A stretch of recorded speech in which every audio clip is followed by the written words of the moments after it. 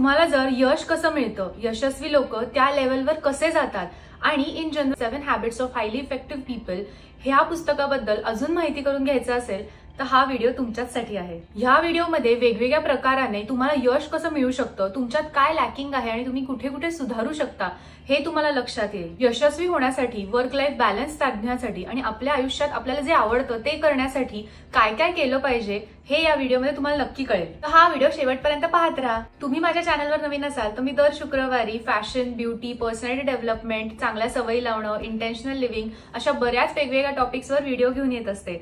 जर का हे तुम्हाला टॉपिक्स इंटरेस्ट करत असतील तर नक्की सबस्क्राईब करा आणि हा व्हिडिओ आवडला तर नक्की लाईक करा। Thank you so much. सवय नंबर 1, प्रोएक्टिव्हिटी। एका कंपनीमध्ये 3 एम्प्लॉईज असतात। तिन्ही एम्प्लॉईज एकमेकांना छान ओळखत असतात, छान मैत्री असते त्यांच्यामध्ये आणि खूप महिने ते एकत्र काम करत असतात।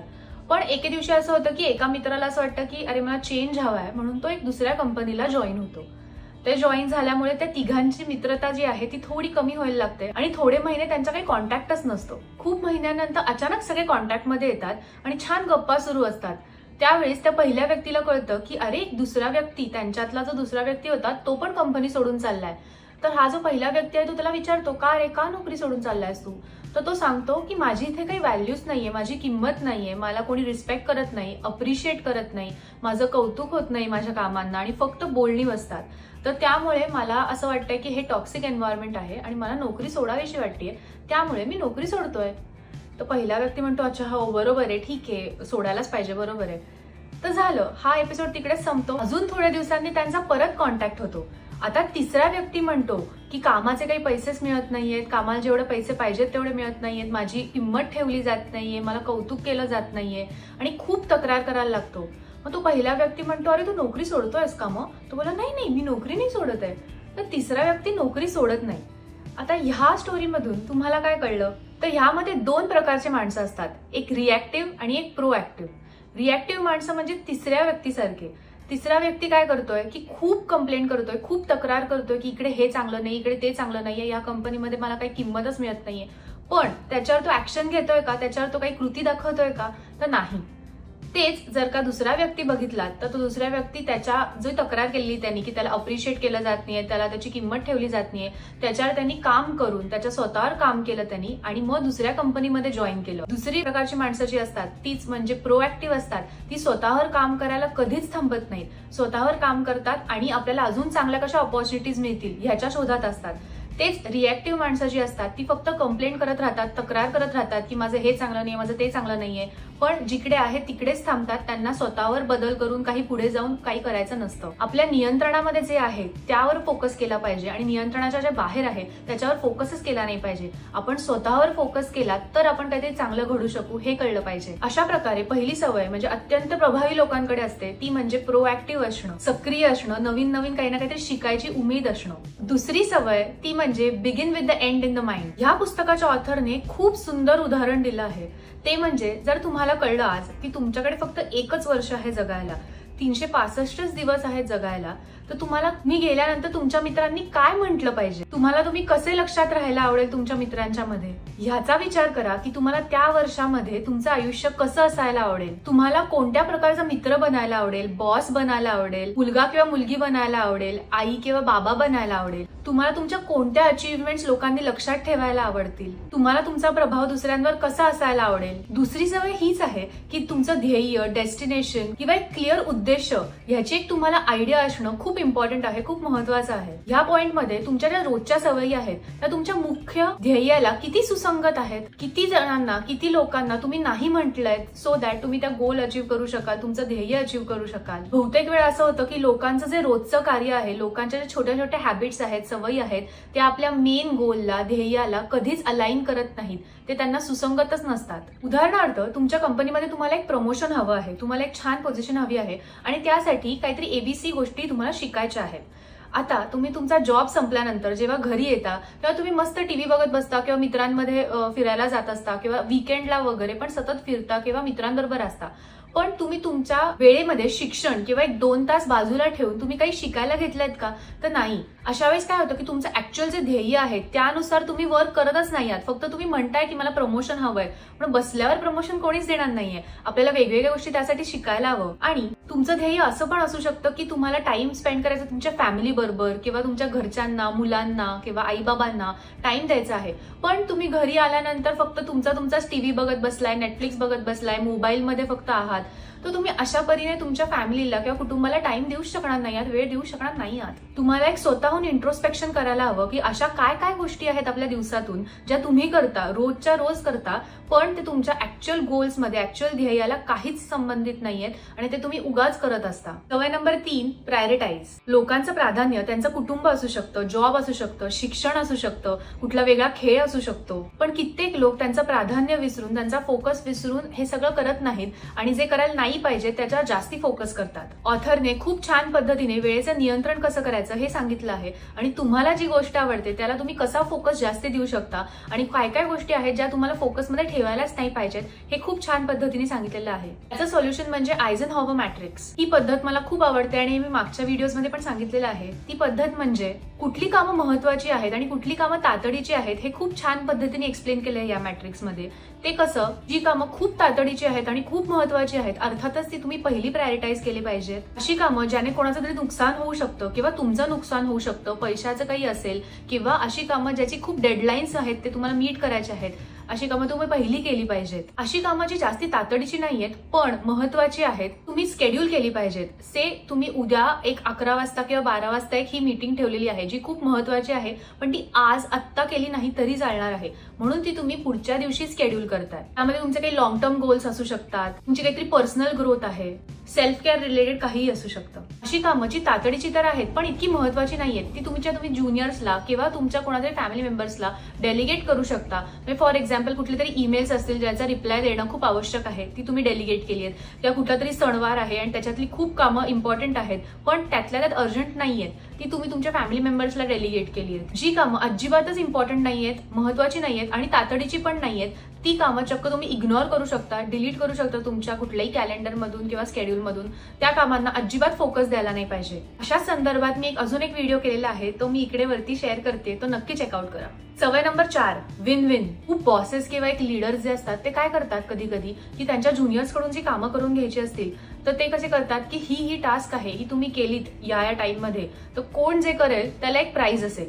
प्राइस म्हणजे काय की कुठली तरी जवळ ट्रिप असेल किंवा छान सिंगापूरला वगैरे ट्रिप देतील किंवा असं काहीतरी. प्राइस साठी हे तुम्ही करा म्हणून ज्युनियर्स मध्ये फाटे फुटतात. म्हणजे हा ज्युनियर जो आहे तो दुसऱ्या ज्युनियर बरोबर कॉम्पिटिशन करायला लागतो वगैरे. पण हे कितपत बरोबर आहे? ह्यामध्ये एकच जण जिंकणार आहे आणि बाकी जण हरणार आहेत. पण खरं तर काय करायला हवं, एक विन विन सिच्युएशन क्रिएट करायला हवी. म्हणजेच मी जिंकले तर तू हरणार नाहीयेस किंवा तू जिंकलीस तर मी हरणार नाहीये. उदाहरणार्थ खूप इन्फ्लुएन्सर्स असं करतात की एका चॅनलवर त्या दुसऱ्या चॅनलचं एक स्पेसिफिकेशन सांगतात किंवा सो अँड सो व्यक्ती आहे त्यांचं पण एक चॅनल आहे, ते खूप छान चॅनल आहे, असं एक हे इन्फ्लुएन्सर सांगतात. एकमेकांच्या चॅनल बद्दल सांगणं म्हणजेच आपला जो क्राऊड आहे तो दुसऱ्यांच्या युट्यूब चॅनलला जातो आणि दुसऱ्यांचा जो क्राऊड आहे तो आपल्या युट्यूब चॅनलला येतो. ह्याच्यात विन विन सिच्युएशन क्रिएट झाली. इकडे कोणीच जिंकलं किंवा हरलं नाहीये आणि कोणाकडे स्पर्धेची भावना नसून एक छान हेल्दी एन्व्हायरमेंट क्रिएट झालं.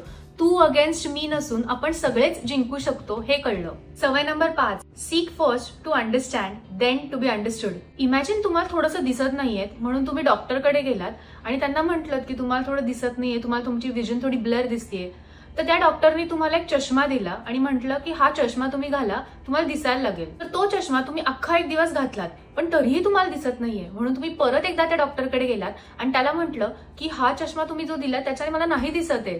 तर त्यावर डॉक्टर चिडून म्हटलं की कसं नाही दिसत आहे ते तुम्हाला, मी तर घालून बघितलाय चष्मा, मला खूप छान दिसतंय ह्या चष्म्याने. अजून म्हणतोय की तुम्ही पॉझिटिव्हली बोला, तुम्हाला दिसेल नक्की. तर अशा परीने तुम्ही अशा डॉक्टरकडे जाल का परत की जो न तपासता तुम्हाला सोल्युशन देतोय. तसंच आपल्याला पण कम्युनिकेशन करायला हवं. समोरचा व्यक्ती जर त्याच्या मनातल्या आपल्याला काही गोष्टी सांगत असेल तर ते अख्खं ऐकून घ्यायला हवं, समजून घ्यायला हवं आणि मगच तुमचे सल्ले, ऍडवाइसेस द्यायला हवेत. हल्ली आपल्याला मेसेजेस वरून काहीच कळत नाही आणि अर्ध मिसअंडरस्टँडिंग तिकडेच होतात.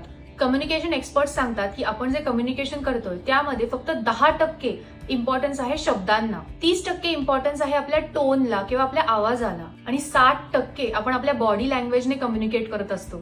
आपण आपल्या हावभावावरून बोलत असतो एकमेकांशी. म्हणून तुम्हाला कधी नंतर समजून घ्यायचं असेल कोणाला तर ह्या सगळ्या गोष्टींनी समजून घेतलं पाहिजे आणि फक्त कानाने ऐकलं नाही पाहिजे. सवय नंबर 6, सिनर्जाइज. ह्यामध्ये ऑथर काय सांगतात की सहकाराने आपण आपली कामं केली पाहिजेत आणि त्या कामांनी आपण खूप उंची गाठू शकू. उदाहरणार्थ एका ऑफिसमध्ये एक डेव्हलपर असतो, एक टेस्टर असतो, एक सिस्टीम ऍडमिनला असतो, एक सेल्समध्ये असतो, एक मॅनेजर असतो. सगळी कामं एकच जण करतो का? तर नाही. वेगवेगळ्या लोकांना वेगवेगळ्या कामांसाठी हायर केलं जातं. त्यांचे स्किल्स जे आहेत, त्यांचा स्किल सेट जो आहे ते बघून त्यांना हायर केलं जातं. पण हा व्यक्ती जर का सेल्समध्ये चांगला असेल तर दुसरा व्यक्ती एक छान सिस्टीम ऍडमिन असेल, तिसरा व्यक्ती एक छान डेव्हलपर, छान कोडर असेल. आणि ह्या सगळ्यांच्या नॉलेजने, ह्या सगळ्यांच्या बुद्धीने आपण कुठेतरी वर उंची गाठू शकतो. सहकार्य करून, कोऑपरेट करून पुढे जाण्यात काहीच कमीपणा नाहीये. त्यातून उलट तुम्ही किती स्मार्ट आहात आणि तुम्ही छान कशी कामं डेलिगेट करू शकताय हे तुमच्यातून कळून येतं. सवय नंबर 7, शार्पन द सॉ. एक दिवस एक माणूस दाट जंगलामध्ये झाडं कापत असतो. तिकडून एक माणूस येतो आणि त्याला म्हणतो की तू तुझं करवत जे आहे ते शार्पन का नाही करतेस, त्याला धारधार का नाही करतेस, why are you sharpening the saw. तो माणूस खूप चिडून म्हणतो मला अजिबात वेळ नाहीये हे शार्प करायला, मला माझं काम करू देत. करवत धारधार करणं ह्याचा संदर्भ आपल्या हेल्थशी घेतलेला आहे. आपलं असं होतं नाही का की आपल्याला रोजच्या आयुष्यामध्ये रोज व्यायामाला जायचं असतं, घरातलं जेवण जेवायचं असतं किंवा हेल्दी जेवण जेवायचं असतं, पण आपण फक्त गप्पा मारत बसतो. आपण म्हणतो आपल्या व्यायामाला आपल्याला वेळ नाहीये. आपण म्हणतो की 30 मिनिटं पण मी ह्या एक्सरसाइजसाठी वेळ काढू शकणार नाहीये, 30 मिनिटं पण मी माझ्या कुटुंबासाठी वेळ काढू शकणार नाही आणि आपण फक्त मोबाईलवर राहतो किंवा आपल्या गोष्टी करत राहतो. आपण आपल्या आयुष्याला, आपल्या हेल्दी लाईफला कुठेच इम्पॉर्टन्स देत नाही. आपल्याला चांगलं करायला कुठेच इम्पॉर्टन्स देत नाही. खूप कामाच्या प्रेशरमध्ये तुमची हेल्थ नाही ना सॅक्रिफाईस होते हे लक्षात घ्यायला हवं. पैसे कमवताना तुम्ही ज्या लोकांसाठी पैसे कमवतायत त्यांना तुम्ही वेळ नाही देऊ शकलात तर काय उपयोग आहे. एका IT ऑफिसमध्ये एक कामाला माणूस होता आणि तो कम्प्युटर समोर छान तासनतास घालवायचा, खूप काम करायचा, खूप प्रोडक्टिव्ह होता. त्याचा बॉस त्याच्यावर खूप इम्प्रेस्ड असायचा आणि तो बॉस त्याला म्हटला की किती छान काम करतोयस, खूप उत्तम काम करतोयस आणि माझे सगळे डेडलाईन्स मीट करतोयस. तर हा माणूस खूप खुश झाला. आता हा माणूस अजून ओव्हरटाईम काम करायला लागला, अजून ओव्हरटाईम काम करायला लागला. दिवसेंदिवस, महिने उलटले आणि त्याला लक्षात आलं की त्याचं पोट वाढलंय, त्याचे केस गळाले, त्याची हेल्थ जी आहे ती थोडी डिटोरिएट होत चालली आहे. पण तरीही त्याने ते काम सोडलं नाही. त्याचा बॉस त्याला येऊन म्हणाला की अरे तू जरा तुझ्या प्रकृतीकडे लक्ष दे, आपल्या ऑफिसमध्ये एक जिम आहे खाली, तर तू तिकडे जात जा, जरा तिकडे व्यायाम कर. पण ह्या माणसाने काहीच ऐकलं नाही. महिने अजून उलटले आणि ह्या माणसाचं हेल्थ डिटोरिएट जशी झाली तसे त्याचं कामाचा स्पीड किंवा काम करण्याची जी बुद्धी असते ती पण डिटोरिएट होत गेली, ती पण कमी होत गेली. 1-2 महिन्यातच ह्या माणसाला काढून टाकलं चक्क ऑफिसमधून. जो व्यक्ती खूप छान काम करतो म्हणून त्यांनी कौतुक कमवलेलं तेच त्याला काढून टाकलं ह्या कामातून. का? कारण का त्यांनी स्वतःच्या प्रकृतीकडे अजिबातच लक्ष दिलं नाही, स्वतःकडे लक्ष दिलं नाही. म्हणजेच त्याचा परफॉर्मन्स तर गेलाच पण त्याची प्रकृती पण गेली. अशात त्याचा जो फोकस आहे, जे तातडीचं काम आहे त्याच्याकडे गेला, पण जे खरंच महत्वाचं काम आहे म्हणजेच आपल्या प्रकृतीकडे लक्ष देणं त्याच्यावर गेला नाही आणि हे सगळं गणित चुकलं. शार्पनिंग द सॉ म्हणजे तुमच्याकडे जी साधनं आहेत त्याचा खूप चांगला वापर करणं, त्या मॅनेज करणं चांगलं. तुमच्यासाठी जसं उपयोगाला येईल तसे बाकीच्यांसाठी पण ते उपयोगाला येईल. आणि तुमच्याकडे सगळ्यात मोठं साधन म्हणजे तुमची बॉडी, तुमचं फिजिकल आणि मेंटल हेल्थ आहे. तुमच्या फिजिकल आणि मेंटल हेल्थपेक्षा ह्या जगात काहीच इम्पॉर्टंट नाहीये हे लक्षात घ्यायला पाहिजे. आणि तुम्ही जेव्हा ग्लास फुल असाल, म्हणजेच तुमच्याकडे जेव्हा काही फिजिकल स्ट्रेंथ, मेंटल स्ट्रेंथ खूप असेल तेव्हाच तुम्ही दुसऱ्यांना ती देऊ शकता हे लक्षात घ्यायला पाहिजे. या पुस्तकामुळे मला खूप फायदा झाला पर्सनली आयुष्यामध्ये आणि हा फायदा मला तुम्हाला करून द्यायचा होता. तर आय होप तुम्हाला हा व्हिडिओ आवडला असेल तर नक्की कमेंट बॉक्समध्ये सांगा, लाईक करा आणि प्लीज तुमचं सबस्क्रिप्शन मला खूप इम्पॉर्टंट आहे, मला खूप गरज आहे या सबस्क्रिप्शनची. तर नक्की लक्षात ठेवा आणि सबस्क्राईब करा. Thank you so much for watching the video till the end. See you soon.